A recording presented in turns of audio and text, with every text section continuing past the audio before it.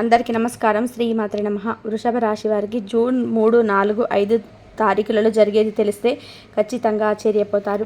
నక్క తోక తొక్కినట్లే అని చెప్పి ఎందుకు చెప్పవలసి వచ్చింది. అంతేకాకుండా మీకున్న పనులన్నింటినీ కూడా కాసేపు పక్కన పెట్టి మరి ఈ వీడియోనైతే ఒంటరిగా చూడండి.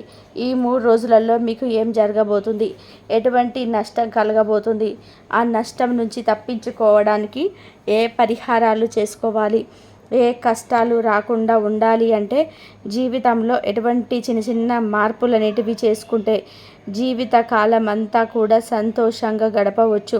ఇవన్నీ కూడా మీరు పూర్తిగా వివరాలు తెలుసుకోవాలనుకుంటే వృషభ రాశి వారందరూ కూడా వీడియోని ఎక్కడ కూడా స్కిప్ చేయొద్దండి, చివరి వరకు చూడండి. అప్పుడే మీకు పూర్తిగా అర్థమవుతుంది. ఎంతోమంది ఎన్నో రకాలుగా చెప్తూ ఉంటారు, కానీ వృషభ రాశి వారి గురించి ఫుల్ ఇన్ఫర్మేషన్ అనేది సేకరించి మరి ఈ వీడియోలో క్లుప్తంగా వివరించడం అయితే జరిగింది. కాబట్టి దయచేసి వీడియోనైతే మాత్రం మళ్ళీ చెప్తున్నాను, స్కిప్ చేయొద్దు. మరి వీడియోలోకి వెళ్ళే ముందు ఒక చిన్న రిక్వెస్ట్, మొదటిసారిగా మన ఛానల్లోకి వచ్చినట్లయితే ఈ వీడియోకి ఒక చిన్న లైక్ ఇచ్చి మన ఛానల్ని సబ్స్క్రైబ్ చేసుకొని సపోర్ట్ చేయండి. ఇక వృషభ రాశి వారి యొక్క వ్యక్తిగత విషయానికి వస్తే, వృషభ రాశి వారు అంటే వృషభం అంటే ఇక్కడ ఏంటంటే ఎద్దు ఎంత కష్టపడుతుందో, దాన్ని ఎంత కష్టపెడతారో, దాన్ని ఎంత ఒళ్ళొంచి దానికి ఎంత తిండి పెట్టినా కూడా అది తిండంతా కూడా అరిగిపోయేటట్టుగా, దాని కండలు కరిగిపోయేటట్టుగా, దాని చేత ఎంత గొడ్డు చాకిరి అంటే అది గొడ్డే, దాని చేత ఎంత చాకిరి చేపించుకుంటారో, దానివల్ల ఎంత లబ్ధి పొందుతారో, అదే విధానంగా వృషభ రాశి వారు కూడా చిన్నప్పటి నుంచి ఎన్నో కష్టాలు, ఎన్నో బాధలు, ఎన్నో సమస్యలు, ఎంతో బరువు బాధ్యతలు, కుటుంబ భారం అంతా కూడా వాళ్ళ నెత్తిన వేసుకొని కుటుంబాన్ని లాక్కుంటూ వస్తున్నారని చెప్పుకోవచ్చు అన్నమాట. ఎంత కష్టపడినప్పటికీ కూడాను వృషభ రాశి వారు కష్టపడుతున్నారు అని చెప్పి ఎవ్వరు కూడా గుర్తించలేరన్నమాట. అంటే గుర్తింపు లేని కష్టం అని చెప్పుకోవచ్చు. అయ్యో నా బిడ్డ కష్టపడుతుంది, అయ్యో నా భర్త కష్టపడుతున్నాడే, అయ్యో నా తండ్రి కష్టపడుతున్నాడే అని చెప్పి ఇలా అనుకోరనమాట. వృషభ రాశి వారి గురించి ముఖ్యంగా ఎన్నో కష్టాలు, ఎన్నో బాధలు, ఎన్నో సమస్యలు, వీటన్నింటి కలయికే వృషభ రాశి వారి యొక్క జీవితం అని చెప్పుకోవచ్చు అన్నమాట. ఎంత కష్టాలు పడినప్పటికీ కూడాను, ఎంత బాధలు పడినప్పటికీ కూడాను వీళ్ళకి మనోధైర్యం, గుండె ధైర్యం అనేది చాలా ఎక్కువ అని చెప్పుకోవచ్చు. కుటుంబం అంటే ప్రాణం ఇస్తారు. భార్య బిడ్డల కోసం ఎంత దూరమైనా సరే వెళ్తారు, ఎంత చాకిరైనా సరే చేస్తారు. 10 రూపాయలు ఉంటే 10 రూపాయలు కూడా కుటుంబ అవసరాల కోసమే ఉపయోగిస్తారు.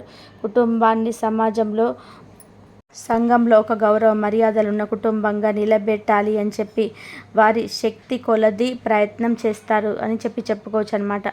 ఇక ముఖ్యంగా వృషభ రాశి వారు వ్యక్తిగతంగా అందరూ బాగుండాలనుకుంటారండి, అందులో మేము కూడా ఉండాలి అని చెప్పి అనుకుంటారు.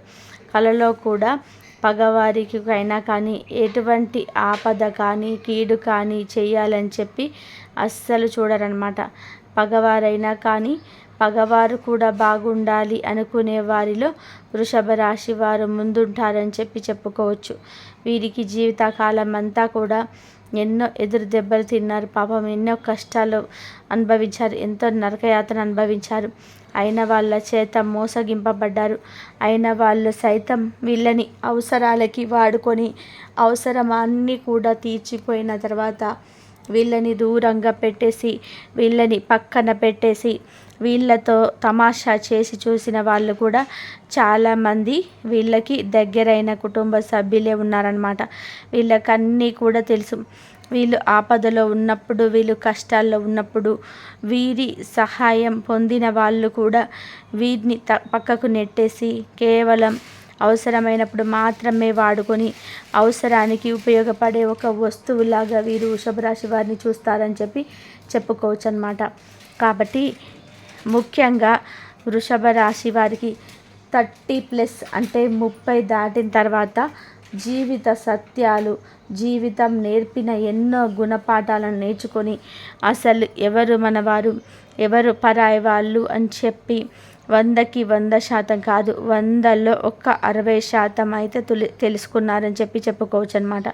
కానీ 30 లోపు మాత్రం వీళ్ళదంతా కూడా ఒక మాయ ప్రపంచంలాగా ఉంటుందంటే, ఎవరు కాస్త కుడిమిస్తే పండగ అని చెప్పి అంటుంటారు కదా, అలా ఎవరైతే కాస్త మంచిగా మాట్లాడతారో వాళ్ళతో మంచి చెడు అన్నీ కూడా ఇంట్లో విషయాలన్నీ కూడా చెప్పేసేయడం, వాళ్ళు పర్సనల్స్ అన్నీ చెప్పేసేయడం, మా దగ్గర ఇంత డబ్బు ఉంది, మేము ఇది కొంటున్నాము, మేము అది కొంటున్నాము అని చెప్పి గొప్పలు చెప్పుకోవడం ఇలా చేశారనమాట. ఇదంతా కూడా వయసు అనుభవం లేకపోవడం వల్ల. అంతే కదండి, 30 లోపు మనకి వయసు అనుభవం అనేది కొంచెం తక్కువగా ఉంటుంది. 30 దాటిన తర్వాత ఇంకా 35 దాటిన తర్వాత ఇంకా కొంచెం అనుభవం అనేది ఎక్కువగా వస్తుందన్నమాట.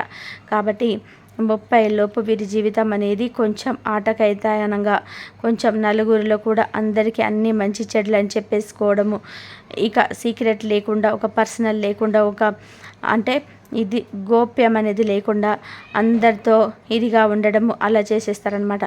35 దాటిన దగ్గర నుంచి కొంచెం ప్రొఫెషనల్గా, అంటే ఏది ఎవరికి చెప్పాలి, ఎవరికి చెప్పకూడదు, ఎవరు మన వాళ్ళు, ఎవరు పరాయి వాళ్ళు అని తెలుసుకుంటారనమాట. అంతే కదండి, ఇప్పటి రోజుల్లో ఎవరైనా కానీ, అంటే ఎంత దగ్గరి బంధువులైనా కానీ, మన తల్లి తండ్రి, మన కడుపులో పుట్టిన పిల్లలు, మన తోబుట్టువులు ఒక లెక్క అయితే, ఇక మిగతా వాళ్ళందరూ కూడా ఎంత మనం చెప్పుకున్నా కానీ బయట వాళ్ళే, ఎంత మనం చెప్పుకున్నా కానీ, మన అని చెప్పుకున్నా కానీ బయట వాళ్ళే. అది వారి కుటుంబం, వారి కన్న బిడ్డలకి ఏదైనా వస్తే ఎలా రియాక్ట్ అవుతారో మనకు వస్తే అలా రియాక్ట్ అవ్వరు కదా. అది మనకి బాధ వచ్చినప్పుడు ఒక 10 రూపాయలు తీసి ఇదిగో వాడుకో అని చెప్పి, ఎవరు కూడా మనసులో ఏ ఈర్ష్య, కుళ్ళు, స్వార్థం లేకుండా, మనకి కల్మషం లేకుండా 10 రూపాయలు మనకి ఇచ్చేసారు కదా. కాబట్టి మనం అంటే మన దగ్గర ₹1 ఉంచుకుని, ₹1 ఉన్నప్పుడు ఆ రూపాయిని మనం పొదుపు చేసుకోవడం, ఆ రూపాయిని దాచుకొని, ఆ రూపాయి అవసరమైనప్పుడు మనం వాడుకోవడము, అనవసరమైన ఖర్చులను తగ్గించుకోవడము. వృషభ రాశి వారికి కొంచెం ఖర్చులు ఎక్కువ అని చెప్పుకోవచ్చు. కుటుంబానికి వాడతారు, ఎక్కువ డబ్బులు కాదని చెప్పి అనడం లేదు. కానీ కొన్ని స్నేహాల వలన కొన్ని చెడు అలవాట్లకు బానిస అవుతారని మగవాళ్ళు, ముఖ్యంగా వృషభ రాశికి చెందిన వారు కొంత స్నేహాల వల్ల చెడు వ్యసనాలకు బానిసై వాటికి డబ్బుని వృధా చేసుకుంటూ ఉంటారనమాట. కాబట్టి ఆ ఒక్క విషయంలో మీరు కొంచెం ముందడుగు వేసి, కొంచెం ఆలోచించుకొని, అయ్యో ఇది కరెక్ట్ కాదు, ఇలా చేస్తే మన బిడ్డలకి ఎట్లా, మన బిడ్డల ఫ్యూచర్ ఏంటి, నా ఆరోగ్యం ఏమైపోతుందా, ఈ వ్యసనాన్ని నుంచి నేను బయటపడాలి, నేను ఆరోగ్యంగా ఉండాలి, నా ఆరోగ్యం, నా ఇష్యూ నేను పెంచుకోవాలి అని చెప్పి వారికంతటికి వారే తెలుసుకొని, కాస్త ఆ యొక్క ముసుగులో నుంచి బయటపడి, కాస్త బయట లోకాన్ని చూసి, రూపాయిని పొదుపు చేసుకొని జాగ్రత్తగా వాడుకోవడం అనేది తెలుసుకొని కాస్త ముందడుగు వేస్తే వృషభ రాశి వారు మాత్రం కోటేశ్వరులుగా మారుతారు. ఇది సత్యం అండి, రాసి పెట్టుకోండి. ఎందుకంటే వృషభ రాశి వారు కష్టజీవులు. వీరు పుట్టింది కష్టానిక అన్నట్టుగా పుడతారు. అంటే వీరికి ఇంత కష్టపడినంత సొమ్మంతా ఏమైపోతుంది, చివరికి మళ్ళీ ఏదైనా అవసరమైతే చేతిలో రూపాయి లేదంటారు. మరి సొమ్మంతా ఏమైపోతుందంటే అధిక ఖర్చులు, చెడు స్నేహాలు, వీటి వల్ల సొమ్మంతా కూడా వృధా అయిపోతుంది. కుటుంబ ఖర్చులైనా కానీ తగ్గించుకొని పొదుపు అనేది మీరు పక్కన పెట్టుకోవాలి. ముఖ్యంగా వృషభ రాశి వారు పొదుపు చేయడం నేర్చుకోవాలి. కనీసం మీరు 10,000 ఉదాహరణకు నెలకి 10,000 సంపాదించుకుంటుంటే 10,000లో 3,000 రూపాయలు పక్కకు వెళ్ళిపోవాలి. మిగతా 7,000 రూపాయలు మీరు ఏదైనా చేసుకోండి. మీరు ఇంట్లోకి బియ్యం తెచ్చుకుంటారో, పప్పు తెచ్చుకుంటారో, లేదా చింతపండు తెచ్చుకుంటారో, పాలు తెచ్చుకుంటారో, పెరుగు తెచ్చుకుంటారో, 7,000 రూపాయలు ఏవైనా చేసుకోండి. ఆ యొక్క మెడిసిన్కి వాడుకుంటారో ఏదైనా చేసుకోండి. ఒకటి తగ్గించుకొని ఒకటి వాడుకోండి. ముఖ్యమైన దానికి వాడుకొని అవసరం లేని దాన్ని కాస్త తగ్గించుకోండి. కానీ 3,000 రూపాయలు మాత్రం ఖచ్చితంగా పొదుపులోకి వెళ్ళిపోవాల్సిందే.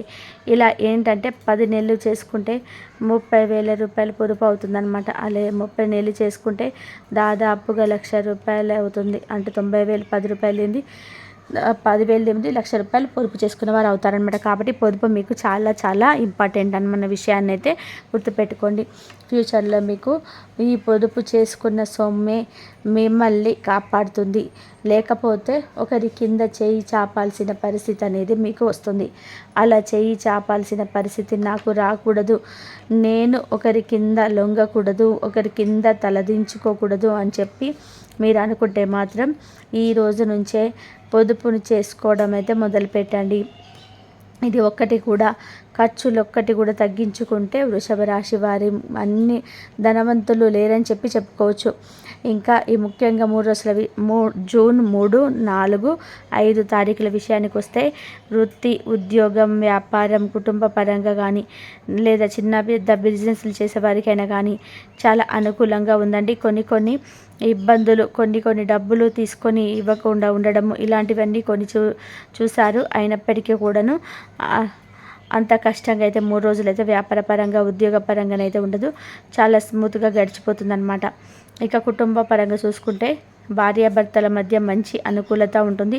భార్యాభర్తల మధ్య గతంలో కొన్ని గొడవలు, చికాకులు, ఇబ్బందులు వచ్చినప్పటికీ కూడాను ప్రస్తుతం అయితే ఇద్దరి మధ్య కూడా ఒక మంచి అండర్స్టాండింగ్ అయితే ఉంటుందని చెప్పుకోవచ్చు అనమాట.